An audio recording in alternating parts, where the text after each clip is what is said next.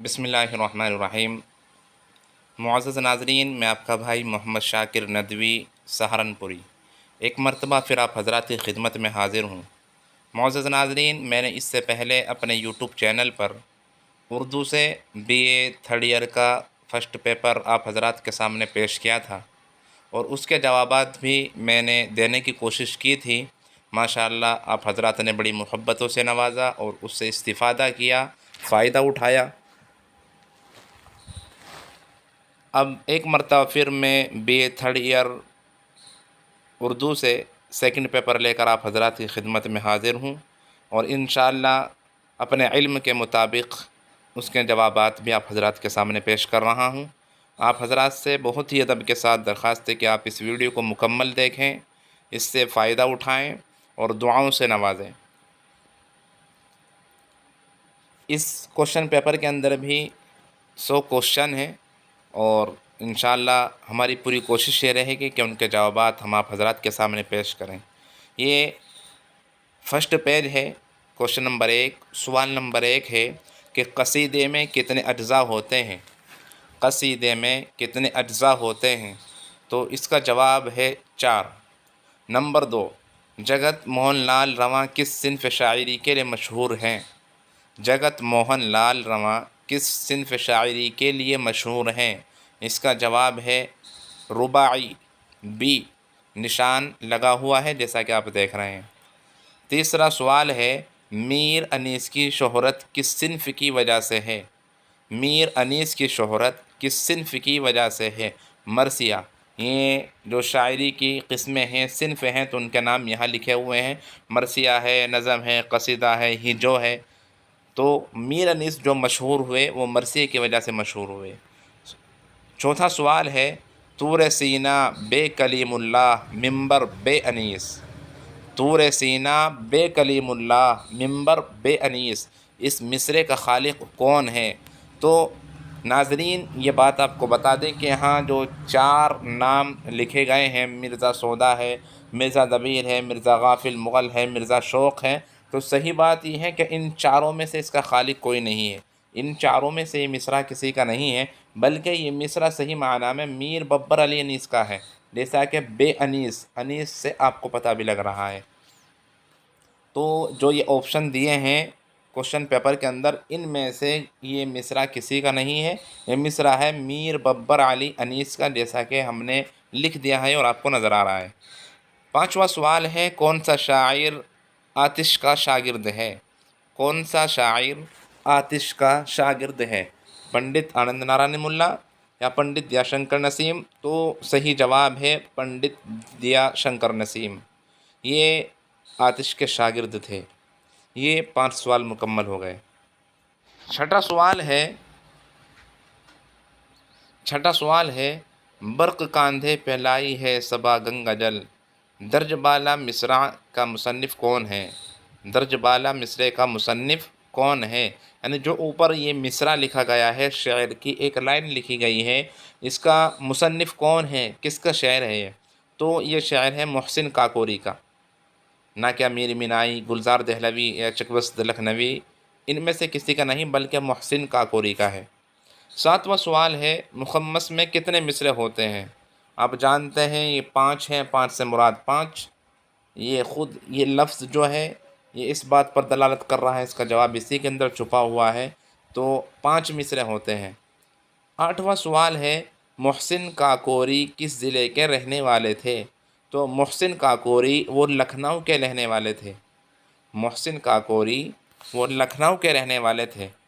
9واں سوال ہے، قصیدہ مدیح خیر المرسلین کس کی مدح میں ہے؟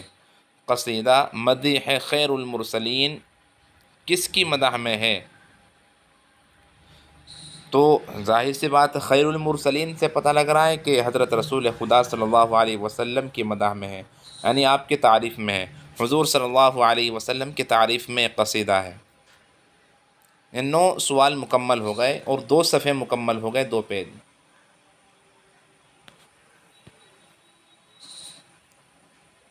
10واں سوال ہے، ابر پنجاب تلاتم میں ہے اعلیٰ ناظم، درج بالا مصرع کس نے کہا؟ یعنی جو یہ مصرع کہا ہے یہ اس کا کہنے والا کون ہے؟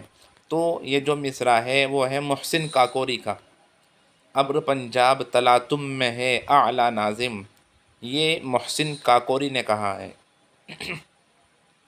11واں سوال ہے، دیوان رباعیات انیس کا مرتب کون ہے؟ دیوان رباعیات انیس کا مرتب کون ہے؟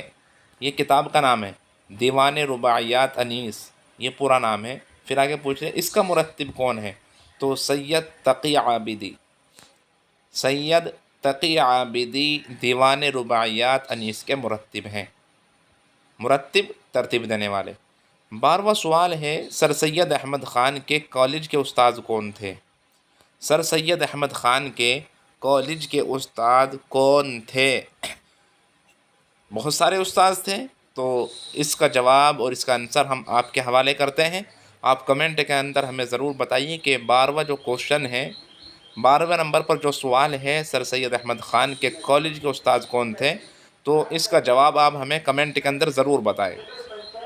13واں سوال ہے، فیروز شاہ کس مثنوی کا کردار ہے؟ فیروز شاہ کس مثنوی کا کردار ہے؟ اے گلزار ارم، بی گلزار نسیم، سی سحر البیان، ڈی معاملات عشق۔ تو اس کا صحیح جواب ہے سحر البیان۔ 13ویں نمبر پر جو سوال ہے، فیروز شاہ کس مثنوی کا کردار ہے، تو یہ سحر البیان کا کردار ہے۔ 14ویں نمبر پر جو سوال ہے، غرض قہر ہے صحبت غیر جنس، غرض قہر ہے صحبت غیر جنس، درج بالا مصرع کا خالق کون ہے؟ اس مصرع کا لکھنے والا، بنانے والا کون ہے؟ تو اس کا جواب ہے میر حسن، یہ ان کا مصرع ہے میر حسن کا، نہ کہ میر انیس، میر نفیس، دیا شنکر نسیم، ان میں سے نہیں، بلکہ بی پر جو آپشن ہے، بی والا آپشن وہی صحیح ہے، میر حسن۔ 15ویں نمبر کا سوال ہے، لا تقنطوا کا کیا مطلب ہے؟ لا تقنطوا، یہ قرآن کریم کی آیت کا جز ہے، لا تقنطوا من رحمت اللہ، آپ جانتے ہیں لا تقنطوا کا کیا مطلب ہے؟ آنسر ہے نا امید نہ ہو، نا امید نہ ہو، یہ اس کا صحیح آنسر ہے۔ 16واں سوال ہے، غرے کو ہوا ہے ہمارا سفر تمام، غرے کو ہوا ہے ہمارا سفر تمام، 10ویں کو ہوگا فاطمہ زہرا کا گھر تمام، درج بالا بیت کس نے کہی ہے؟ یعنی بیت شعر، بیت کہتے ہیں شعر کو، بیت بازی آپ سنتے ہیں، بیت بازی ہوتی ہے اردو کی جو شاعری ہوتی ہے، ایک دوسرے مقابلہ جو ہوتا ہے اس کو بیت بازی کہتے ہیں، شعر گوئی جو ہوتی ہے، ادھر سے ایک صاحب پڑھتے ہیں ادھر سے دوسرے ساتھی پڑھتے ہیں، بیت بازی کو بیت بازی اسی وجہ سے کہتے ہیں، بیت کا مطلب ہوتا ہے شعر۔ درج بالا بیت کس نے کہی، یعنی اوپر یہ جو شاعر ہے اس کا کہنے والا کون ہے؟ تو اس کا صحیح آنسر ہے سی مرزا دبیر، یہ شعر مرزا دبیر کا ہے۔ 17واں سوال ہے، انیس کے مرثیے میں دوش نبی سے کون مراد ہے؟ انیس کے مرثیے میں دوش نبی سے کون مراد ہے، یعنی آپ صلی اللہ علیہ وسلم کے کندھے سے، تو اس کا صحیح آنسر ہے امام حسین رضی اللہ تعالیٰ عنہ۔ یہ 17 سوالات مکمل ہو گئے اور اس کے جوابات بھی آپ حضرات کے سامنے پیش کیے گئے۔ 18ویں نمبر کا سوال ہے، بیمار کربلا کسے کہتے ہیں؟ بیمار کربلا کسے کہتے ہیں؟ تو بیمار کربلا کہتے ہیں امام زین العابدین کو، کیونکہ یہ کربلا کے میدان کے اندر بیمار ہو گئے تھے، امام زین العابدین۔ 19ویں نمبر کا سوال ہے، دشت میں نکہت فردوس سے بری آنے لگی، عرش تک اس کے پھریرے کی ہوا آنے لگی، درج بالا شاعر کا خالق کون ہے؟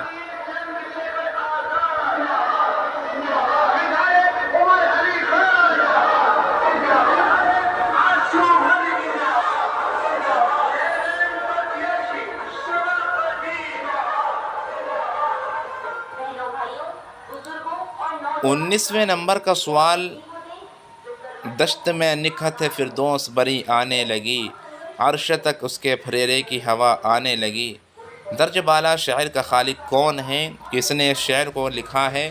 تو اس کا جواب ہے میر انیس، میر انیس نے اس شعر کو کہا ہے۔ 20واں سوال ہے، لفظ بھی چست ہوں مضمون بھی عالی ہووے، لفظ بھی چست ہوں مضمون بھی عالی ہوئے، درج بالا خصوصیات میر انیس نے کس صنف شاعری کے لیے ضرور قرار دیا ہے؟ یعنی یہ جو اصول بیان کیا یہ شاعری کی کس صنف کے لیے ضروری قرار دیا میر انیس نے؟ تو یہ ہے مرثیے کے لیے۔ یہ کیونکہ آگے آپ دیکھ رہے ہیں اس سے پتہ بھی لگ رہا ہے، یہ ہم نے لکھ دیا ہے دوسرا مصرع اس شعر کا، تو سی والا آپشن صحیح ہے۔ مرثیے کے لیے میر انیس نے یہ بات کہی کہ لفظ بھی چست ہو مضمون بھی عالی ہوئے۔ 21واں سوال ہے، میر حسن کے بیٹے کا کیا نام ہے؟ میر حسن کے بیٹے کا کیا نام ہے؟ سی والا آپشن صحیح ہے، میر خلیق۔ میر حسن کے بیٹے کا کیا نام ہے؟ تو صحیح آنسر ہے سی، میر خلیق۔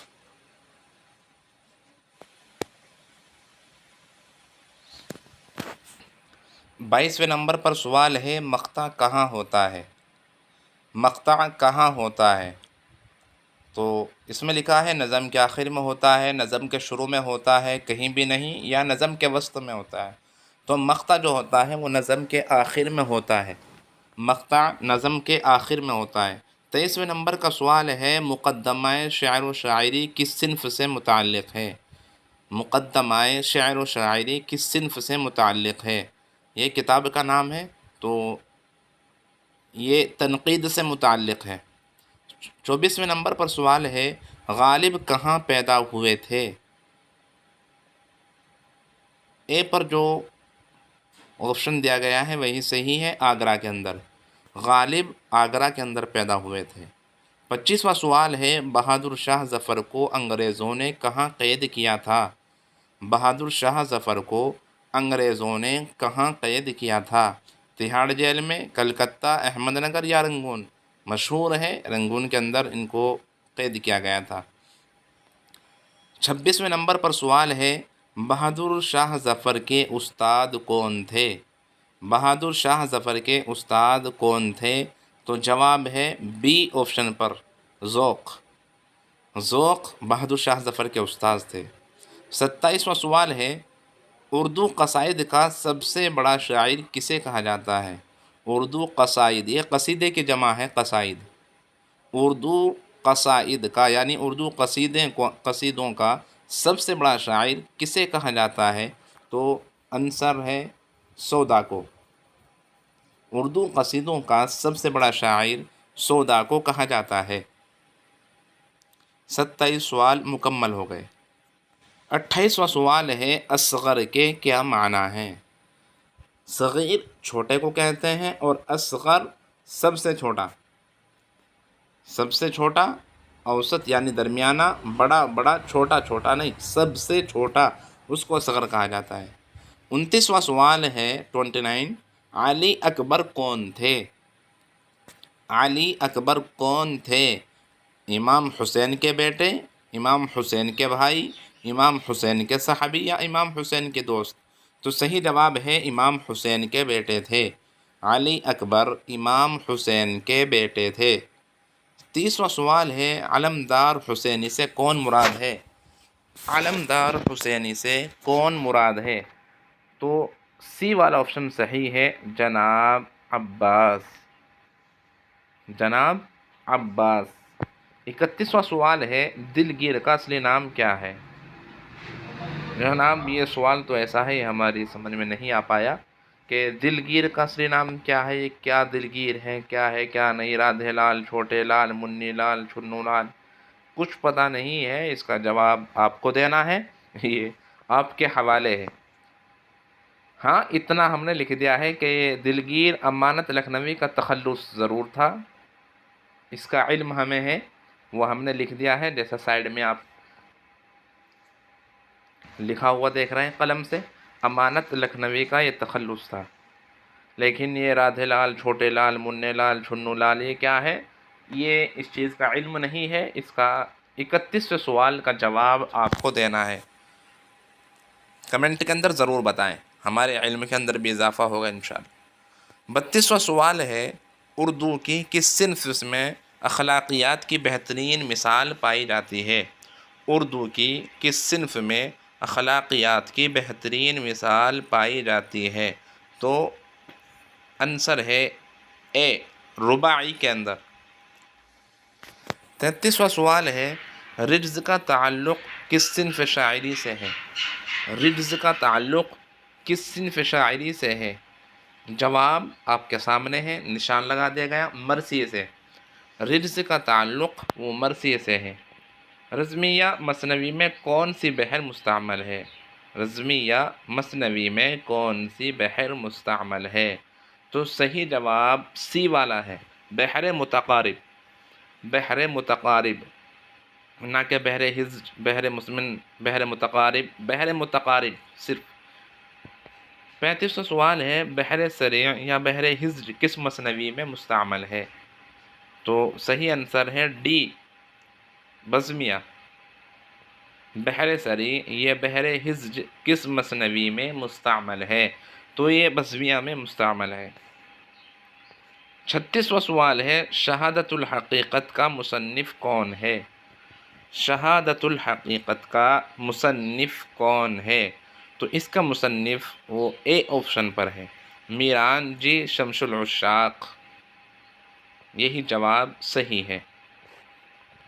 37واں سوال ہے شمالی ہند میں اردو مثنوی کا ارتقاء کا مصنف کون ہے؟ شمالی ہند میں اردو مثنوی کا ارتقاء، اس کا مصنف کون ہے؟ یہ کتاب کا نام ہے پورا، شمال ہند میں اردو مثنوی کا ارتقاء، یعنی اس کی بڑھوتری، ترقی، بلندی، کب اس نے عروج پایا۔ یہ کتاب ہے، اس کتاب کے جو مصنف ہیں وہ ہیں سید محمد عقیل، سید محمد عقیل رضوی، بی آپشن پر۔ 37 سوال مکمل ہو گئے۔ 38واں سوال ہے قطب مشتری کا مصنف کون ہے؟ یہ کتاب کا نام ہے، تو سی آپشن پر جو نام ہے ملا وجہی، یہی اس کے مصنف ہیں۔ 39واں سوال ہے پیدم راؤ کدم راؤ کا خالق کون ہے؟ پیدم راؤ کدم راؤ کا خالق کون ہے؟ تو بی آپشن پر جو نام دیا گیا وہی صحیح ہے، نظامی، یہی نام صحیح ہے اور یہ جواب صحیح ہے۔ 40واں سوال ہے قصیدہ نگاران اتر پردیش کا مؤلف کون ہے؟ یہ کتاب کا نام ہے قصیدہ نگاران اتر پردیش، یہ کس نے لکھی؟ تو علی جواد زیدی، علی جواد زیدی یہ اس کے مؤلف ہیں۔ 41واں سوال ہے اڑ کے جاتا کہاں کے تاروں کا، آسمان نے بچھا رکھا تھا دام، درج بالا شعر کا خالق کون ہے؟ کس نے اس شعر کو لکھا اور کہا ہے؟ تو یہ شعر ہے غالب کا، یہ شعر غالب کا ہے۔ یہاں تک 41 سوالات مکمل ہو گئے۔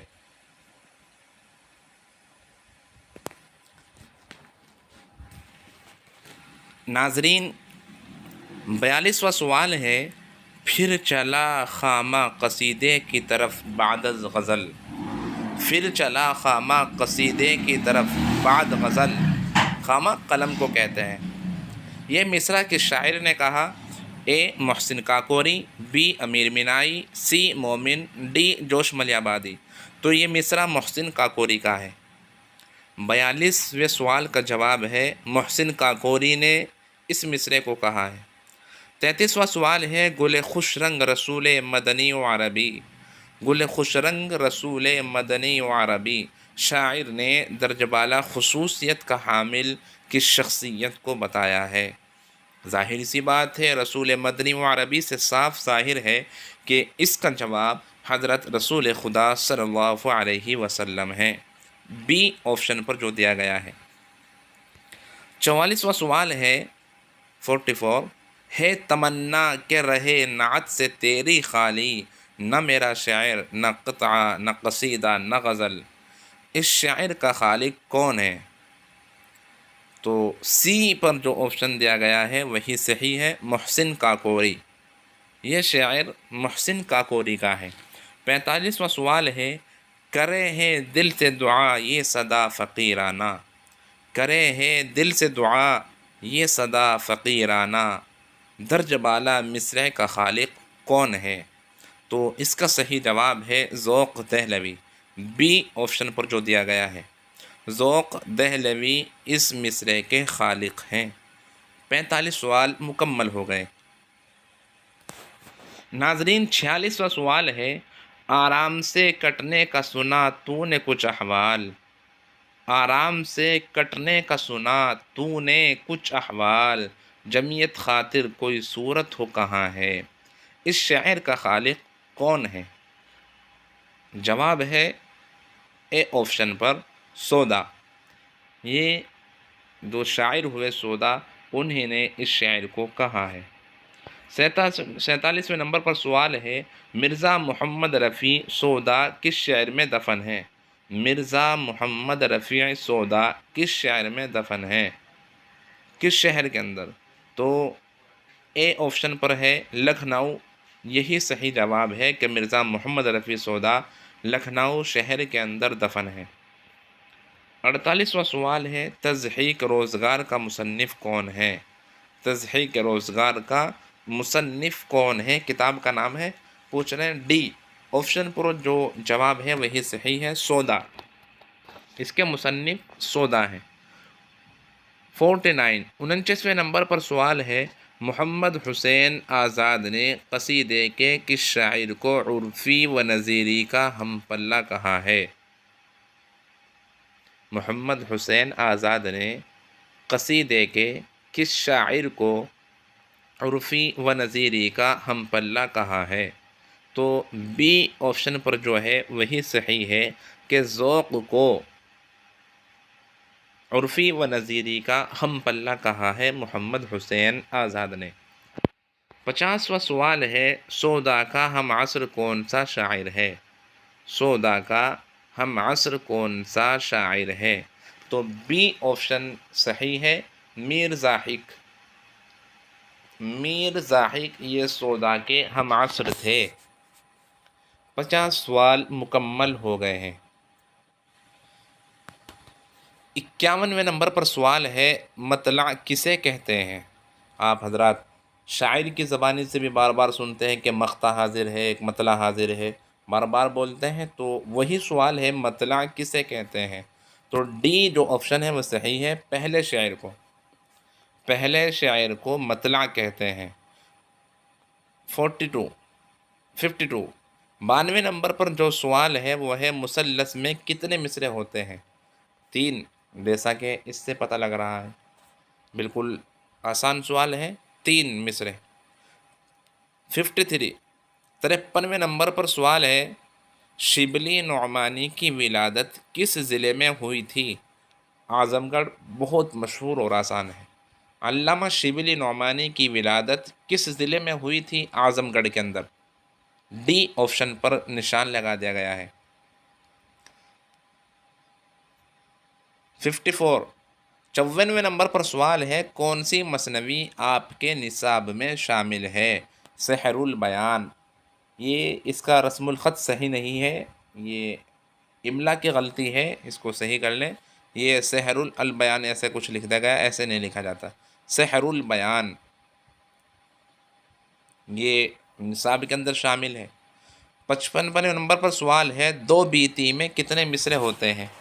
یہ دو بیتی، دو بیتی شعر، یعنی دو شعر کے اندر کتنے مصرے ہوتے ہیں، یہ پوچھنا چاہ رہے ہیں۔ ابھی بتایا تھا ہم نے کہ بیت جو بولتے ہیں وہ شعر کو بولتے ہیں، تو اسی کو کہہ رہے ہیں دو بیتی میں کتنے مصرے ہوتے ہیں؟